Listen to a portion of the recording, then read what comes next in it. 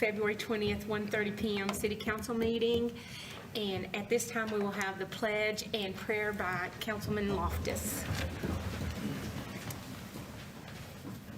I pledge allegiance to the flag of the United States of America and to the republic for which it stands, one nation, under God, indivisible, with liberty and justice for all. I smile.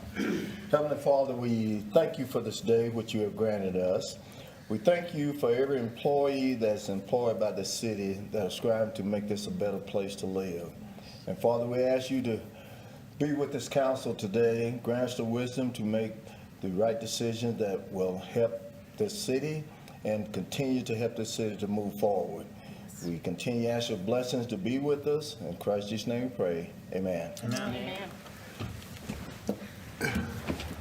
At this time, we will have questions or comments from any citizen that would like to speak.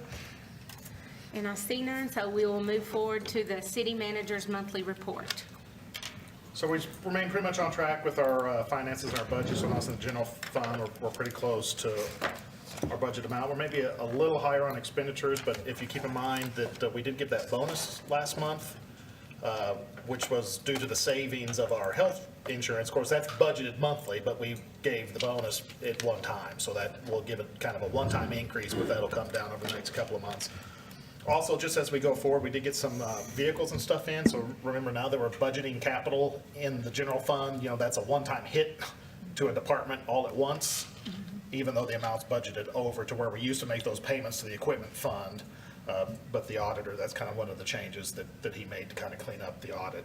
So there is that. But on the general fund, we're pretty much right along in line where we should be. Same thing is on the water fund. You will notice that for the first time this month, our expenditures were a little over our revenue, but there again, that's related to the one-time bonus. You know, it was pretty close. So if you look at the averages, we're still close within our average and our budget amount. Sales tax for the month of February's payment, which was December of the Christmas holidays, was actually down 1.3%, just a little bit. Total payment was still up over $500,000, so we're still doing good overall. We're still tracking above our budget. So hopefully the rest of the year remains good. Of course, we are starting to see some slowdown in that. Of course, that's being seen statewide, and we're seeing that trend in the other regional cities too. So it's nothing particular here. Our decrease has actually been less than Amarillo and some of the other regional cities, so we're still pretty good with that. The hotel occupancy, of course, is still way up, still carrying over a little bit from the big turnaround and things like that, so that should get us through the budget year pretty good. When we talk about projects, I know the big one that's on everybody's mind and we hear a lot about is 10th Street. Of course, there is progress now back on 10th Street. So they're going pretty good. They've got the concrete subgrade stabilized and have hauled in a significant amount of base. So if you notice now, the terrain drop is not quite as significant as it was. So you're starting to get a little bit better idea of the finished grade of that. So over the next couple of weeks, they'll still be, it's going to take a couple of, they'll be working to compact that. So water and rolling and water and rolling. So it's going to be a lot of work, but it might not look like as much progress as what we got in the first couple of days when they were hauling in all that material. But we want to make sure that that's completely compact and stable before we move on to the concrete. So we did start on the parking lot now as well as part of that. And I know that we've had some questions and feedback on, why didn't we do that till the street was done? And if you recall, because we're changing the grade of the street and reworking the stormwater, the curb and all that flow into that first half of that parking lot is being re-engineered too. So you can't split that. It has to be done together. But the second half of the parking lot will be the very last phase, which won't happen until the street work is done. So we should be minimizing a little bit of that interruption when we go back. There are 72 spots in the half that is open. Public Works did go out there and temporarily restripe real quickly kind of the parking spots so they're a little more defined so that can make it better. We are allowing employees to park in the alley as long as they don't completely obstruct the dumpsters to try to get some more space. So Deidre and Amy been by and talked with all the businesses. You'll also notice, just to kind of help support that, the city, we are doing a weekly drawing for a $150 gift card. So if you come by, drop off a receipt for a 10th Street business during the previous week, has to be in the previous week. You know, you can't go back and bring in all your receipts from the Oh, last man. 3 years. Oh, So we're trying to keep you, keep you going, but if you've been to any of the businesses that are impacted, you can text, email Deidre, bring it by City Hall, put your name and phone number on it. And each week, we'll do that for the receipts that were spent last week. So hopefully we can keep driving some business and try to support those. Now, in the end, I know we all know it's gonna be better and much improved, but that's a little something we thought we could do to kind of, show our support to maybe drive some business through there. Right now, they are still pretty good. All the utilities are now, underground utilities on that side of the road are taken care of. They're mostly taken care of on the other side when we switch to. We just got a few things that we'll have to coordinate to get lower just real quick, but that should be much quicker than this last time. So for the most part, we should be going forward. We did hit an AT&T line after they told us we were in the clear and could start going.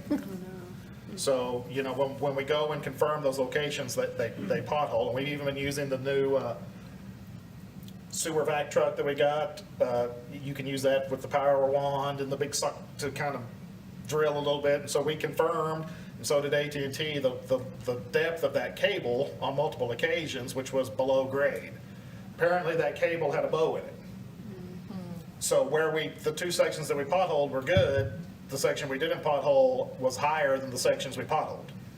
So when AT&T put it in, who knows how long ago, it wasn't consistent. So when the crew got the little road reclaimer in there and started chewing up the roadway, it got that. But that's now been fixed and corrected and under. And so like I said, we did have the okay from AT&T. I mean, y'all know that we've been working with AT&T for way probably longer than we should have.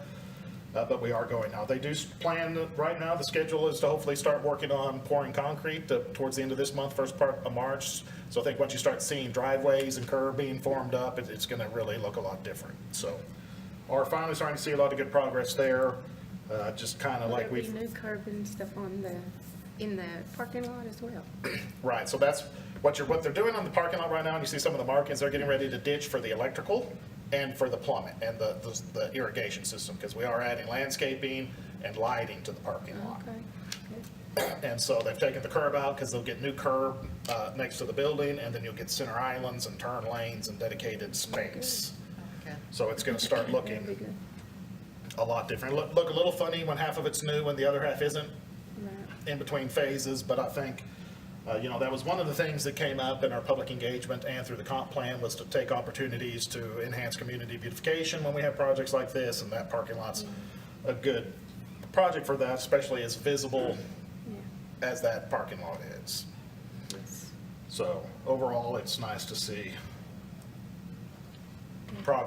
visible progress there. I mean, there has been a lot of progress in the last couple months, but so much of it was underground that you didn't see as much of it. Of course, we have been progressing on our Main Street pass-through park. That's on the agenda here in a little bit for award of that bid.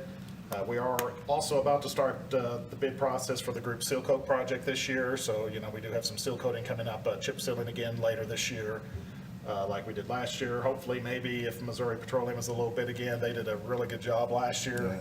They did a lot of streets pretty quick with not very much loose rock. So we're hoping to do pretty good with that. The Rock Creek sewer crossing and Third Street drainage project is out to bid right now. We do anticipate that to be in front of the council at the March 19th meeting for award by the council. That includes that alternate for the Bryan Street, depending if we get good bids. So And what is happening out here in this intersection? so right now they've milled it down to the concrete to get ready for the chip sealing later Oh, this okay. spring. I see. So that's part of the old intersection. You see it's still concrete, so they're gonna crack seal it, and then we're reworking some of that because that was really bad, so you'll. Yeah. And then Huber Park, we do have the lumber in now to redo the base of the bridge, or the walkway of the bridge. I know that's a lot of feedback. It's been on our plans for a little bit. That is about to happen. And we do have the toddler play area stuff on order, so hopefully that'll be in before the weather gets so nice. I did notice there were definitely, as the weather's gotten warm, I've seen Yeah, there's. lots of Yes. people out of that new play equipment, Yeah. so we're definitely getting our I money's like that. money's worth out of that. Yeah, I was gonna walk down there till I seen all the people. Well, and Parks did get all the benches replaced out around that earlier last month too, so it's looking pretty good. And I think once we get the little toddler area in, it'll just kind of bring all that together. Do they plan on, when you walk around there, they used to have it like the mile or whatever, are they gonna plan on redoing that as far as labeling? We haven't talked about that, but that's easy enough to do if we wanna do that. What we have had some talk about doing is trying to maybe add some exercise type equipment. They make little exercise stages. So like you can post those around, so like you get to like a, step where they've got little instructions and they're like little play equipment. I'm not talking about setting a treadmill out there next to it. Chasing kids is an exercise. That's kind of what they Get down have from at Hughes Park. They have a little place like that. Yeah. But we've talked about some things like that, and we can look into restriping the mileage. Really, I think what might make sense is that might be better to actually like put some signs up, some little signs or something to mark the distance and the path. We're looking at reaching out to the Rotary. I think our idea there is maybe to resurface the basketball courts into the pickleball courts, because I think in that area we might be able to get 4 pickleball courts. So we're still working on what's the best way to start incorporating some pickleball courts into the parks. And while we're on parks, Deidre and Wes down in IT have been working on community gardens.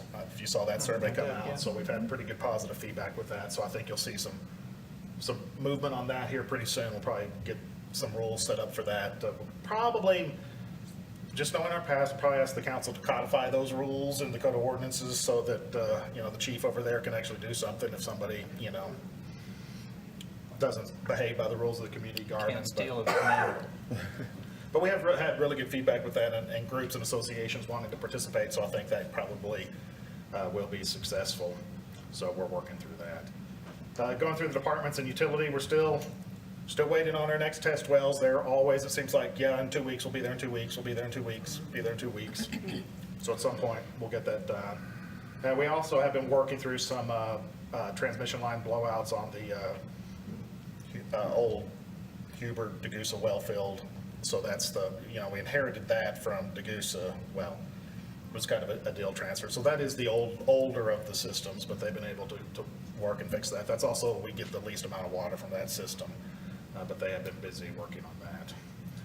So in HR, we want to congratulate Michelle Crump on passing her SHRM CP certification. So that's the Society for Human Resource Management. She's now a certified HR professional, so we're very proud of her for that. That's a pretty big accomplishment. She's been working on her openings, and we are still working on getting our HRAs money transferred over from TML to the new.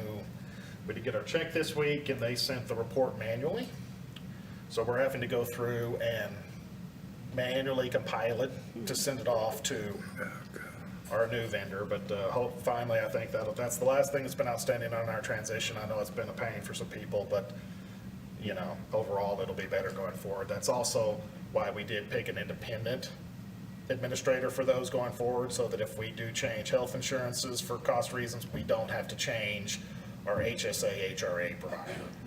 So as much as a pain in the butt it's been here, we did take steps when we made this transition to make that maybe not be so much of a problem going forward. And we do have a few openings, getting ready to hire some staff and some other departments, so we're working through those. In finance, we're still on track to present the audit in April. So we're working on a few of the final things with the auditor to get final financials. We also did complete our credit card processing swap earlier last month. That actually went pretty smooth. Everything's been balancing. All the readers have been working. If you recall, that is also what necessitated part of our change in policies and utility billing. So the girls in utility billing can't take the payments over the phone anymore. They're going to transfer you to the automated line if you want to do that. That's for fraud and security protection. I know it might be a little less convenient, but you should not be so easily willing to give your credit card number out to somebody just over the phone that you may or may not know. So that third party, the automated system is much more secure, and so we provide, can limit some of our fraud like that. I know that there is a fee associated with that system, but you can still mail it, drop it by the drop box, come by the window, come in. You can set up auto draft from your bank in the office, which doesn't have a fee, and then we still have online payment, online credit card processing. There are 12 ways to process your bill. So, I mean, I still think we're trying to be as customer friendly as we can, but unfortunately, in the modern world we live in with fraud and security, we also have to be mindful of protecting our citizens from fraud and not bearing the extra costs associated with that too. So we do want to keep our costs down. To offset some of the fees, we are in the process of implementing a bill credit should you choose email billing. So if you get your mail in by email to where we don't have to mail it, to put it in an envelope and print it, we're going to give you $1.25 a month credit, which will offset an online billing fee if you choose to do that. So I know some people are still going to want it, but, you know, there again, we're trying to find that compromise and that middle ground. But that swap did go pretty well. We are not able to process payments from Education Credit Union for some reason. The vendor doesn't know why. It's having the same problem. So that's been the only little hiccup with that, but that's a minority of our customers, so they're working through that. But otherwise, that swap has been pretty good. And the fire department, of course, Wildland's been busy. They've done a bunch of their controlled burns in our modules. They burned over by the soccer fields and Mary Street and the annex. So we've got that cleaned up, getting ready for the fire season coming up. We've also thinned around the transfer station, Sandstone Drive, and the Montana Alley. So they've been definitely working and busy.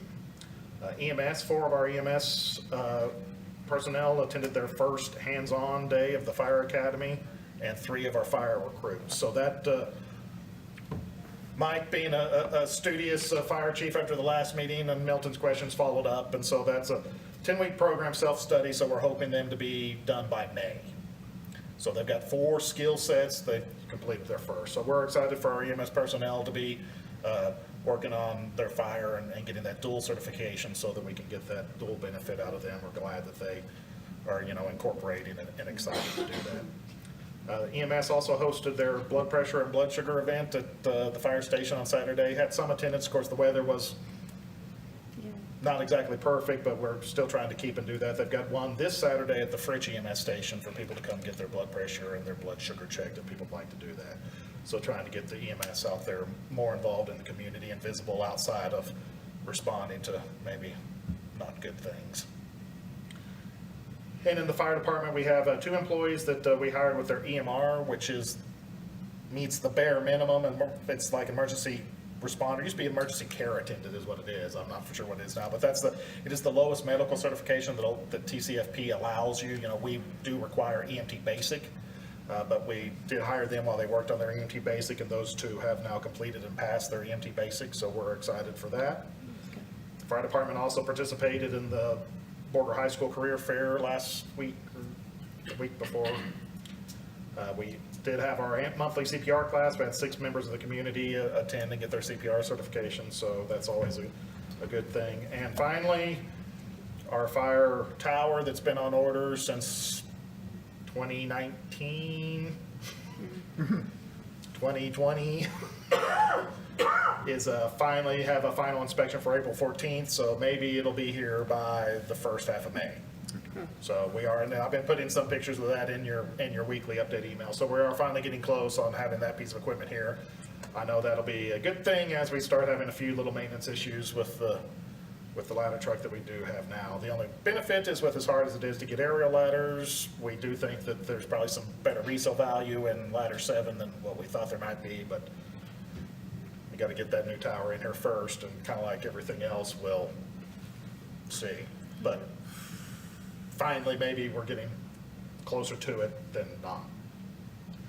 In Public Works, speaking of, we'll just go straight to solid waste, because the other thing is our 2 transfer semi-tractors are finally now at the dealership in Amarillo, so we are finally close to having those here and on the street. You know, those are some other things that we've struggled getting, and we've awarded bids on those 2 different times over the last 3 years. So they are finally here. In the street departments, we also got our road broom, which was budgeted this year. That replaces a road broom that I'm pretty sure was older than me. I saw that was used on one street. I thought, this has been swept. I could tell it had been swept anyway. Well, that might be the street sweeper too. We've got Oh, the street okay. sweeper and the road broom. I don't know which one it does. Wasn't that guy from down here on 10th Street, was I think so. I don't know, it was. It's got the broom march, yeah. What is a street broom? Is it It's the just same? it's like the little, it's just got the big broom. Oh, okay. And so normally you'll do it like after you seal coat, you'll use the broom Oh, I to see. move the loose rock to the edge of the street, and then the street sweeper can pick it up, or it can clean the streets, but it doesn't suck it up. The street sweeper brushes it, wets down the dust, and sucks it all up to keep it out of the stormwater system. Yeah. And this was by storm drainage system, so that's. That's, yeah. Yeah, most like in bigger cities that have like a stormwater fee, like Amarillo has a stormwater drainage fee, their street sweepers are operated out of their stormwater system because that's their primary use, is to pick up the debris so you don't clog the stormwater system. Makes sense. We also got the planter finally fixed on 4th Street once again. After it's been hit, you'll notice that there's been some additions in front of the planter this time. So we've added some bollards, and so they're painted yellow with some reflective tape, so that maybe in the future, we only have to replace the bollards and not the brick. If you recall this last time, that it hit with such force that it damaged the metal locks on the inside, and so we had to do a lot of the metal work to replace the little locks as well. Parks Department, we added a rope climber to Santa Fe Park. We also got some stop signs added to Franklin and Pine based on some council feedback and some citizen feedback over there by the park, so those are in place now. And we, to eliminate a legal loophole, we added some school zone signs, repositioned and changed them right there by Packasack on Jefferson, because you kind of, there was a loophole to, if you came out of it ended just on the other side of Packasack, and then there wasn't another sign turning out onto Cedar, so if you pulled out of Packasack onto Jefferson and then turned onto Cedar, you could say, well, I didn't know there was a school zone. Yeah. So you can no longer use that argument. So the last person that spent some money on an attorney to get out of that will not be able to do that anymore. So there again, we do try to be responsive to our school zone safety and some of the feedback there. We did mill the Morley intersection. There's going to be some more milling over there. We did start crack sealing down Main Street and getting all the crack sealing on the streets that are scheduled for chip seal later this year. So that's kind of that first step when in the winter we go in and we add the melted asphalt to seal those cracks. And then when we come over and chip seal, you get a better final product. Winston's been working with TML, but the TML IRP, Intergovernmental Risk Pool, that's our insurance provider, so we've got some training scheduled for our public works and utility workers coming up, so we're excited to get some of them through that. Did rent a big lift. You're probably gonna see a big man lift in our budget coming up too, because we've got some stuff that rental is starting to get pretty expensive for some of that stuff. But we did get the field lighting switched out, or bulbs changed, and some repair of the high school softball fields. And so with some of that, like I said, the rental's getting expensive. We'll see how the budget goes. Is that a mobile unit? Yeah. Okay.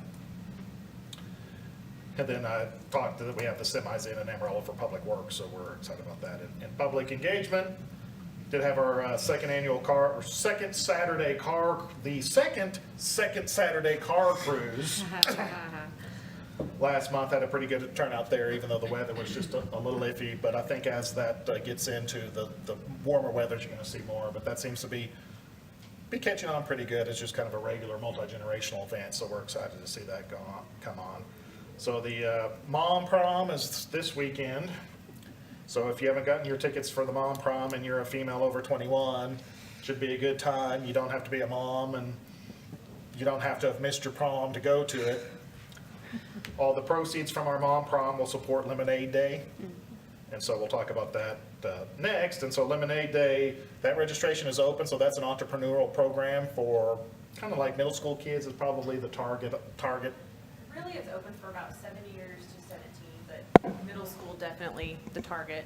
Really, as long as you can read the actual material, then, I mean, you can sign your kid up for it. But it's all geared around starting your own lemonade stand and learning what it takes to run a business, but doing it around a lemonade stand so that the kids can kind of understand it. Actual Lemonade Day will be June 1st during the Beach Bash, so we'll have our little half block of all the lemonade stands for everybody to go and support the youth and everybody that put a lemonade stand together, so that should be kind of cool to see there. We've also been starting our Meet the Team Mondays. So as we start trying to introduce city staff to the community and you know, put a face on what the city does, expand that. Yeah, planning and Development. developing was good. Yeah. You did a really good job. And then Stella was this week. Oh, okay. I didn't see that one. I'll have to look. You know, we've also put out some business guidelines and kind of some cheat sheets, like if you're interested in starting a business, just some helpful information on where you need to go, you know, reach out to the EDC, some of the city requirements on that, so that they're, again, trying to educate people before. It's a lot easier to tell people what they can do than to tell them what they can't. So we'd like to be in that process much, much earlier so that we don't have to be no, no, no. It's how about this, or, you know, kind of talk within that. So we are trying to work in that. We also completed the Keeler and Wittenberg neighborhood cleanups last month. So between the two areas, we collected a little over 10,000 pounds of trash. Probably a little more than that. We had a little bit bigger foot traffic at the transfer station during those event days too. I think as the trailers were filling up, that put some more people there. So that was, I think that's going to be a good program. We'll try to keep up with that. We have ISOM coming up in March. We also have reestablished our Keep Texas Beautiful affiliation, and the Youth Advisory Council and Deidre are kind of working through some of that and what that might look like. The Youth Advisory Council's also been pretty busy kind of getting back into things, so they're looking at ways to give the youth other locations or things to hang out other than hanging out at Huber Park. So they're kind of trying to take that on. They're talking about maybe trying to have like a youth car show at the youth center or something like that to kind of attract some of them, and working towards esports, like video game tournaments and some of that stuff. So are definitely engaging them. They're working, what they're wanting to do, we'll work on raising money for it or how we want to fund this, but they would like to sponsor a residential facade grant to kind of help people improve the looks of their houses and things like that. So we're going to work with them on how those criteria would be and let that kind of be one of their projects. So I think that's a good project for the youth. And then, of course, they have decided to sponsor the Easter dog egg Yeah, I hunt. saw that. A dog egg? She keeps wanting me to say paw tea, like a paw. The first name that came up was even worse than that. I don't remember what it was, but after the pool paw tea last year, we're kind of streaming on with that. I think they're going to try to raise money for some new play equipment and stuff in the dog park as part of the Youth Advisory Council too. Oh, that's cool. Next Wednesday, the 28th, will be our first welcome wagon tour. So that's kind of geared towards new residents or people that want to know a little bit about the city. So it's just a 2-hour block on Wednesday to kind of learn about the city, and we're going to drive you around in the welcome wagon, show you some important places that you need to know where they're at, and kind of introduce you to our community. So I'm excited to see how well that does. Of course, she's been busy working on the 10th Street drawing after I told her she was going to do that. We're also getting ready for the May 9th reality check program with the high school. So that's kind of showing the high school kids what life really is. So they'll come to the Dome, they'll have a bunch of different booths, they'll randomly select a job, and they'll get a checkbook, and then they're gonna have to go to each booth Well, that's smart. and buy groceries, get car insurance. They'll be randomly selected to draw like chance cards and like, you know, oh, you crashed your car, unexpected $500 expense. Okay, that's cool. And so the goal there is to kind of give them a reality check of what life is like, and that maybe it's not quite as simple as some high school When kids. is that gonna be? May 9th. So if you want to help or It's want for to, just high school kids? So it's just high school seniors, and the reason why we're Oh, doing seniors, it just okay. high school seniors is because the graduating class is around 200. So that Oh, way we yeah, wanted that's to true. test it out the first year just to see Yeah. kind of what the feedback looked like, and then we may open it up for more. Because I mean, it's the material. Pretty much anybody in high school, even probably middle school, could follow Yeah. it. But just trying to make sure we had enough people signed up, which we've been pleasantly surprised by our local businesses and people that are volunteering to man the booths and stuff, so. we thought Pete could man the community service booth. So when they randomly get assigned a traffic ticket, instead of you take, they can choose to go work with Pete or choose to pay the fine. I would love that. I would love it. Run on the track or He would keep them on track, that's for sure.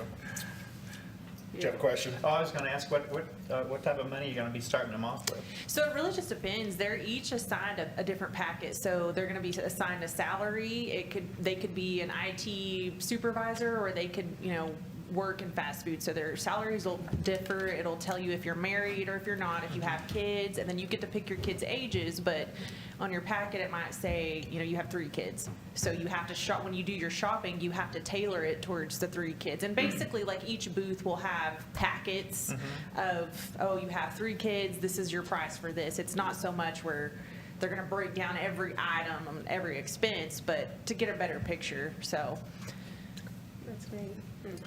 I've never heard of that. That's Sounds really good to cool. me. Sounds Sounds like good. some, Sure does. I wish I would have had that, but that's me. Well, even just talking like to our transportation booths, are the ones that are gonna be selling cars. Me and Nicole went and talked to Chris Garcia, and he was like, yeah, like a lot of these people, they get these really nice cars and they can afford them, but they can't afford the insurance. They can't afford the upkeep, the maintenance, or the tires, and. Or the extension cord. Or the extension cord, and so they don't really realize. And then we were talking to Farmers Insurance. They're going to host one of our insurance booths, and he's like, yeah, a lot of people think that they, the opposite. They get a cheaper vehicle because they think the insurance will be cheaper, and it's not. He was talking about how like Chevy Cruzes and Kias have the highest insurance rates of almost any vehicle, and it's like, I didn't know that, so I know a lot of these kids aren't going to know that. Yeah, all those as well. actuarials are based on damages, so like little cars typically have more damage and then they get Or like totaled the theft. easier, so they, Yeah. to where sometimes the bigger cars have less damage, so there's, Yeah. Built like a tank because they last like a tank. But we're excited about that. Lots of good things to engage our, Yeah. That's I good. like our, that. I our think youth that's and good. getting up with that. So we are definitely being more involved in a lot of different aspects. Then April 27th is the United Way's Day of Caring, so we're working on at least the youth center, the Youth Advisory Council is going to have a team together for that. We might have another city team together for that, so that's coming up as well. So definitely busy in public engagement. In planning development, of course, we did help with the neighborhood cleanups. Code enforcement, they were delivering the trailers and trying to keep up with some of that and the bulk waste. We were able to demolish 402 Peter Daino during the last month. The next house we were ready to start on, and it's got some interesting, unique conditions with the back house to get the gas turned off before we can tear it down, so it's been delayed just a little bit, but we are trying to keep up with that. As Johnny Laddick, our new code enforcement officer, continues to get acclimated, and we're now in a pretty good routine in there, so we are starting to see some more increase in code enforcement. They actually filed 9 cases in municipal court last month, so we are trying to be a little more forceful in some of that. Of those 9, 3 have already pled and paid their fine, and 6 are probably going to either take it to court or end up going to warrant, but we are still working on that. I would just remind people and the council, in case you get some comments and stuff too, we are starting to get a few more calls here and there because we are being more active, but that's been one of the biggest feedbacks in all of our community engagements and from the council is increased code compliance in neighborhood. And so some of the feedback here lately has been people are being singled out. They are not being singled out. We are pretty much going on everybody, at least trying to, it's not all adversarial, we are trying to educate along the way, and Johnny and Stephen and the whole plan development does that, but we are finally up to staff to where we can focus a little more on that, so if you have people say something, just be aware of it. Of course, even some of the complaints that we've been getting, they're like, well, it's not, well, I don't know why, they're giving me a letter for a junk car, we're gonna fix that car up at some point.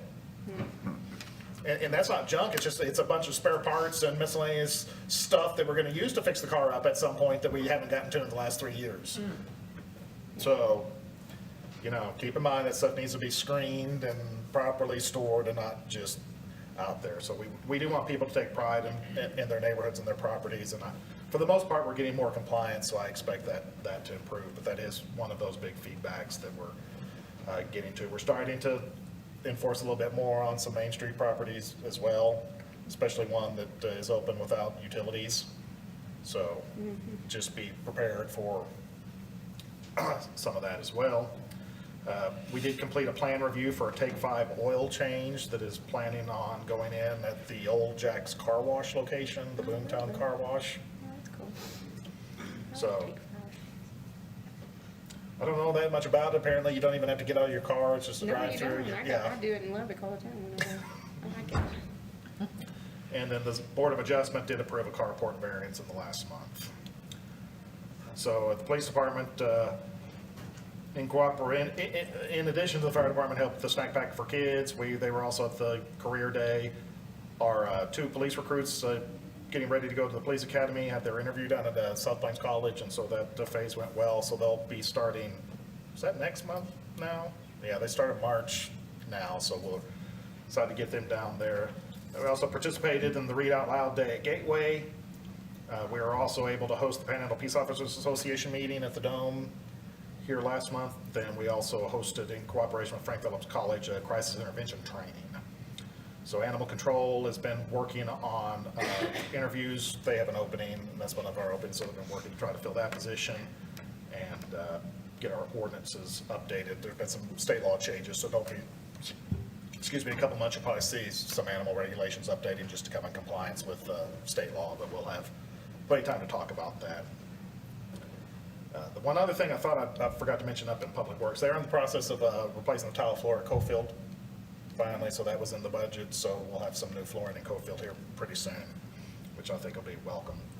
In emergency management, IT has been working on getting our file servers ready. We're getting ready to move our financial software to the cloud, so they've been working on supporting that. And like we talked about back when we had that one drive failed, we've been in this process. When we get to the cloud, they're remote backed up to 3 different servers, so it should give us some stability and some backup going forward. So they've been working with the file server on that failover, making sure that we've got that second internet connection. Well, because once we go to the cloud, it's going to be more important to keep that internet connection running, so we're working on that.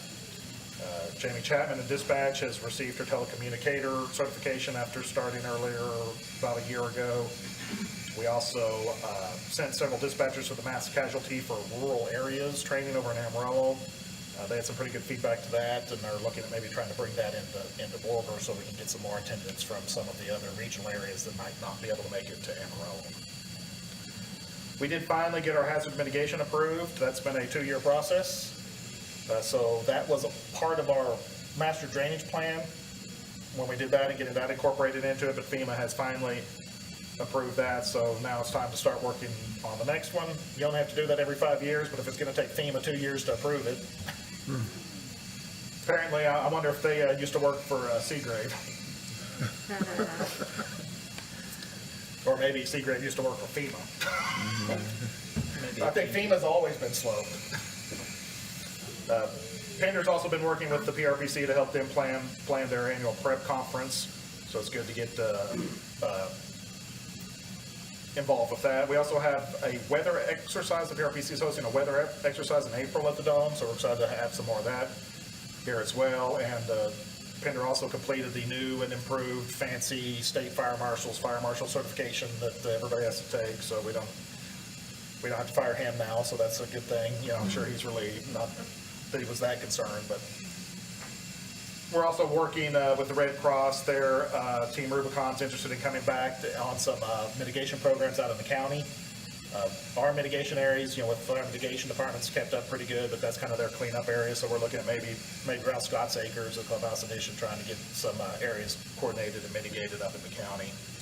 We did complete the integration with the new countywide siren system. So the last test we had was the countywide siren test. So now the cities and the county systems are interfaced and linked, so we can have some failover there and some automation, so we're excited about that. And we finally do have a little bit of positive news back from TxDOT. They've approved a small test burn on some of their right-of-way for mitigation control. We talked about that a little earlier. It's always been hard to get TxDOT to approve prescribed burning in the right-of-way because they look at their ground cover as erosion control, so they don't want to do anything to hinder erosion control. So it's been taking some education, but here pretty soon on 207, we're going to be working through a controlled burn to mitigate some of the right-of-way. So we're really excited to see how that works for us. We had 70 attend the Northwest, the National Weather Service's Fire Weather Conference at the Dome 2 weeks ago too, so we had a really good attendance for that.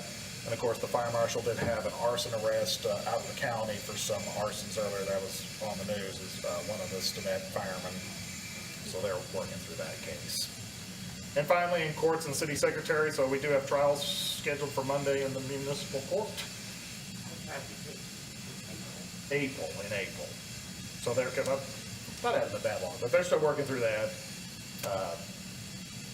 The last day to file for the city council election was Friday, so we do have two candidates, Councilman Loftus and Bob Meiston for that position.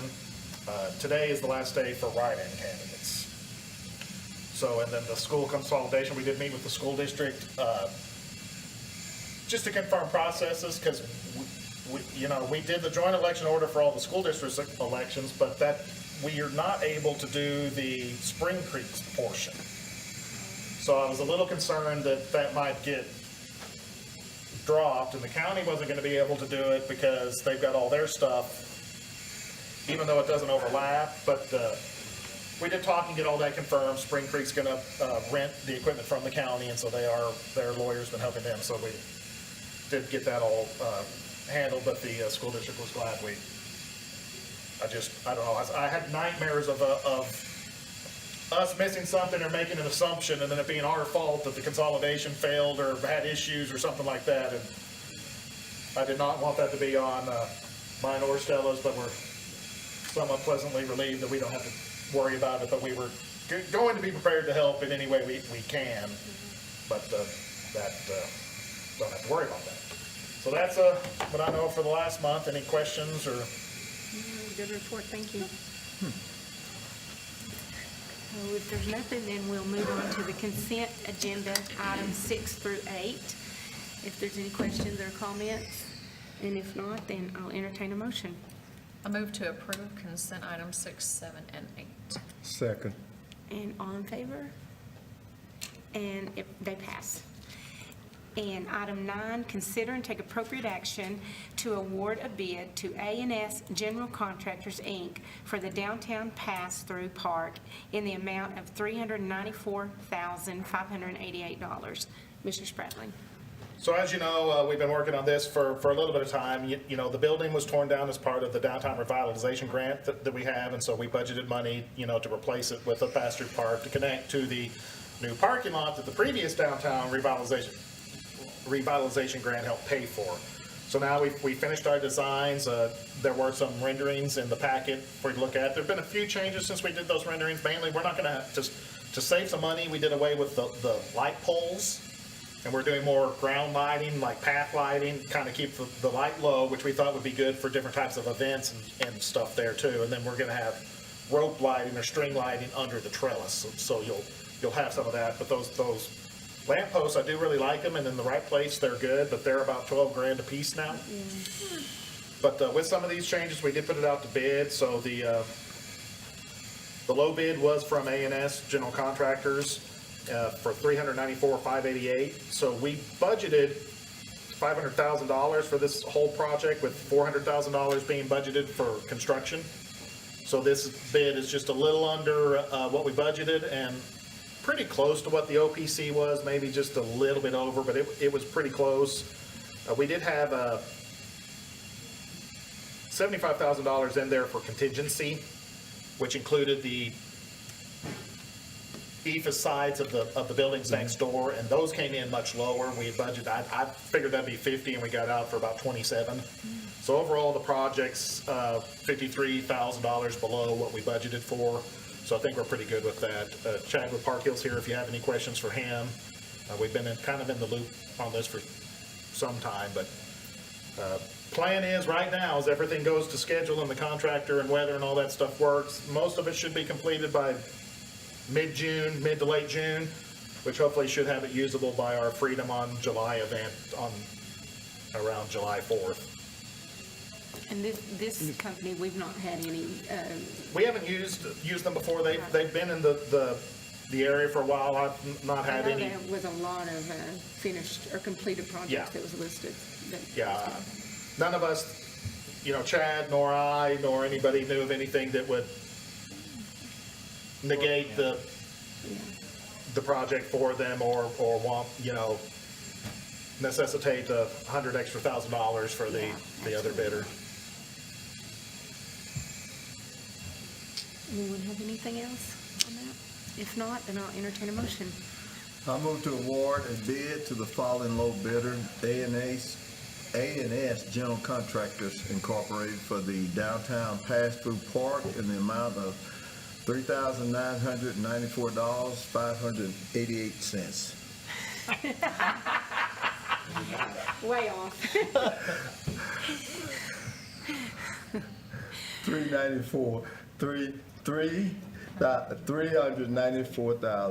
$394,588. I'll second that one. All in favor? And it passes. And moving on to item 10, consider and take appropriate action to approve an interlocal corporation contract for the Failure to Appear program between the City of Borger and the Texas Department of Public Safety. Mr. Spradlin. So we've been participating in this program for a long time. Pretty much what this is if you fail to appear for a citation and it goes to warrant, we report it to a third-party vendor that the state contracts with. Right now, that's referred to as Omnibase. And then you cannot renew your driver's license until you pay that citation or pay off that warrant. So the legislature changed a few things in state law, which necessitates an update of this contract. All this is an update of those terms. There's nothing really significant to change. It's just a bunch of little legalese. The program still mainly works the same. We report it to their third-party vendor, and then if you have a ticket and you didn't pay it and you go to get your driver's license renewed, you can't. And how often does that have to be renewed? Your The contract, I mean, does it have to? barring any changes to state law Oh, again. okay, I it's- see. Yeah, Okay. yeah, we only did this because they tweaked a see. little bit in state law, so. Makes sense. It does come in that every now and then, the court will get a call from somebody that tried to renew their driver's license. A lot of times it's somebody that was out of town, Yeah. but it's beneficial. There's no reason not to. Like I said, the financial impact, there's no direct financial impact to us. If we don't do it, we lose that one little process in collecting some of the fine revenue. Anyone have any questions? No. If not, then I'll entertain a motion. I move to approve an interlocal cooperation contract for the Failure to Appear program between the City of Borger and the Texas Department of Public Safety, and authorize the city manager to execute any required document to effectuate the same. Second. And all in favor? And it passes. Oh, big words in there. Thank you, State of Texas. And item 11, consider and take appropriate action to adjourn. I make a motion that we adjourn. Second. And all in favor? And we are adjourned.